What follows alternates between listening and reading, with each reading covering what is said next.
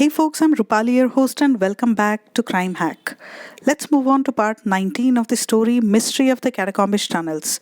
If you're new to this channel, please listen from part 1. The link is given on the top right corner.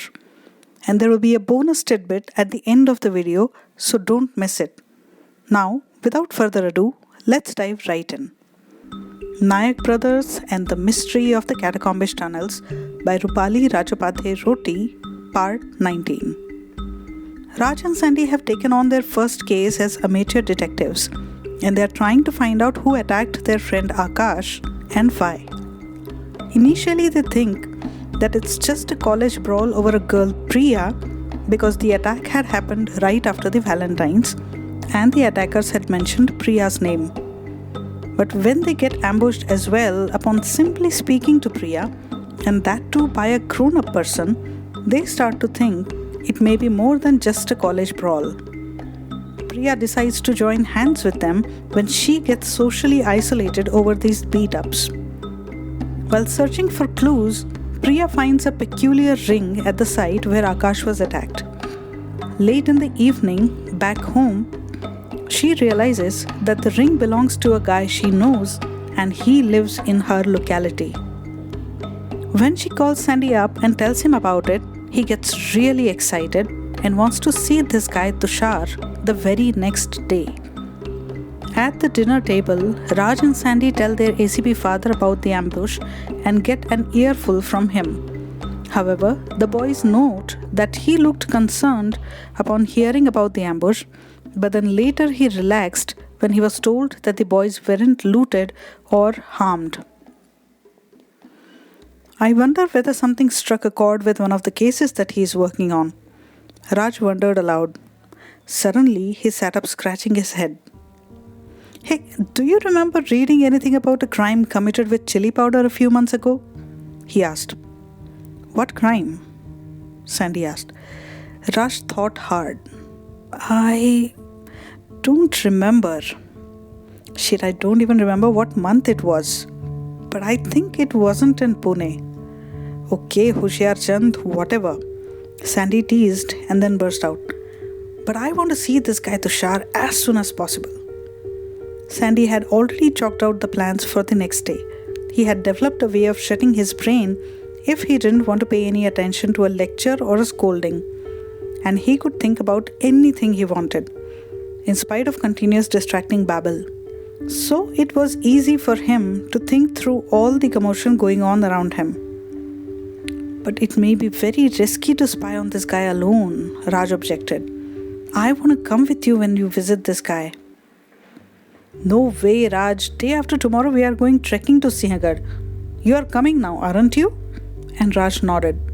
Then you must rest tomorrow. No use straining your ankle and missing any more days at college. But look, the swelling's gone, Raj protested and raised his leg for Sandy to inspect. But the discoloration is still there, Sandy pointed out, then softened. I know you really want to come and possibly are worried about my safety. But we can't do much about it, can we? Raj just made a grimacing face for a response. Sometimes, Raj wondered, Sandy could really talk like their granny. A mischievous smile appeared on Sandy's face and he teased. Why don't you spend your days studying for exam? Yeah, brilliant idea. Thanks for the tip. Raj replied with a sarcastic tone and then threw a pillow at Sandy. After a short pillow fight, the boys retired for the day. The next morning when Sandy woke up, it was only 6 o'clock. He wished that he was in college now and Priya would take him to this guy. It would be so convenient. Nobody would be there to see them together at this hour. But that was just wishful thinking.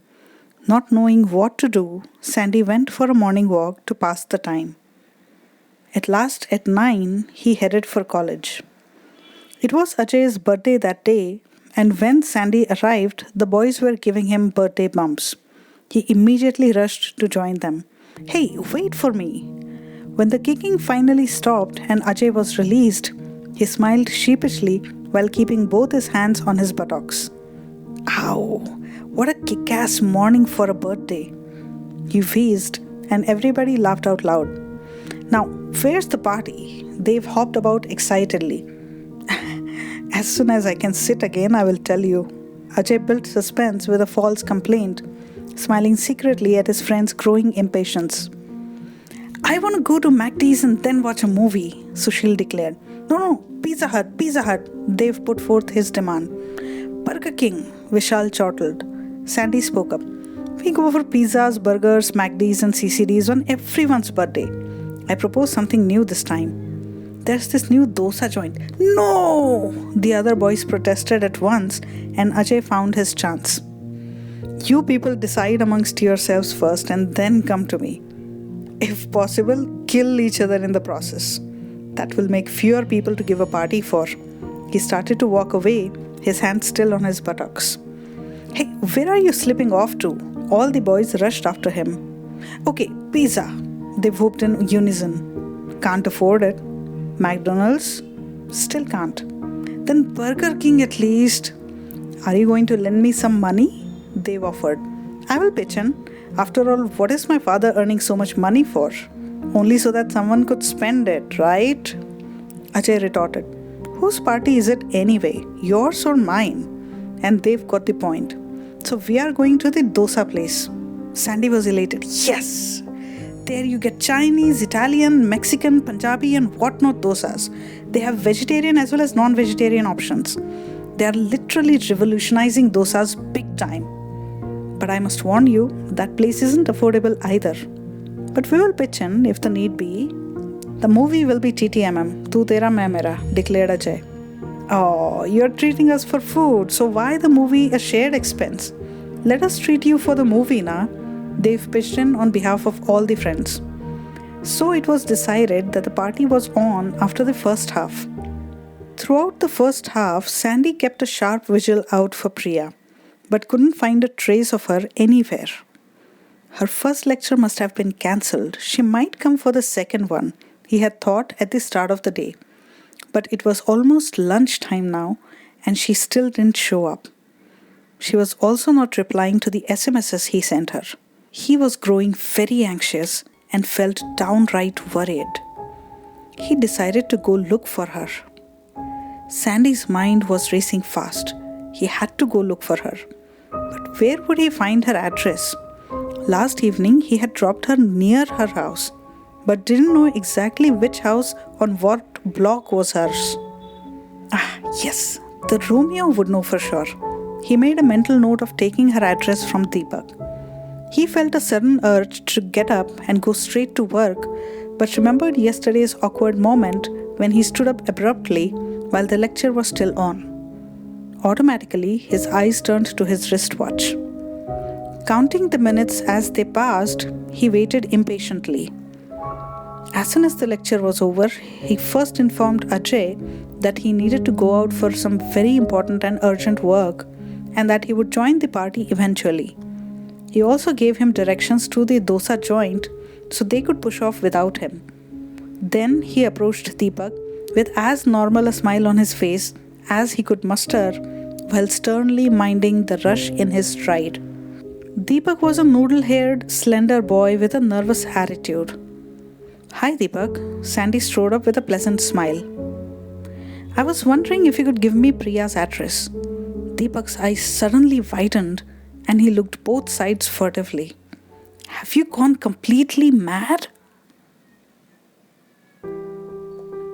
So friends, if you like the story so far, please subscribe, click the bell icon, support the channel and don't forget to share. Those getting introduced to this channel, please hear the story from part 1. Also, there is a lot more to come, like how to save yourselves from being a victim or a criminal, what to do if you have already become one, how to get out of the victim or criminal mentality, what to do if you find yourself in a desperate situation, business opportunities with zero or minimal investment so survival doesn't become a reason for you to turn to crime, and many such things. The main purpose of this channel is to help you in real life and in real situations.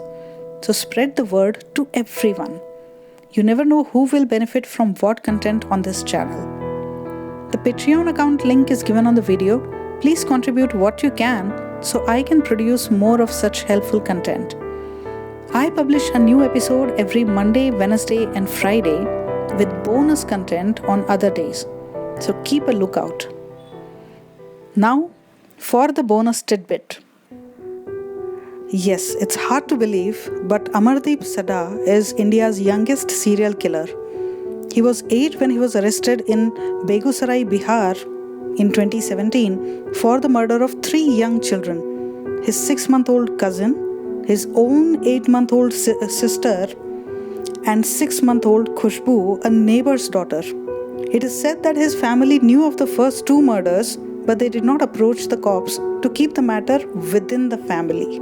But when Amardeep killed the neighbor's daughter, the cops were informed. When asked in the police station about why he killed the children, Amardeep just smiled and asked for biscuits. Until next time, keep safe. Namaste.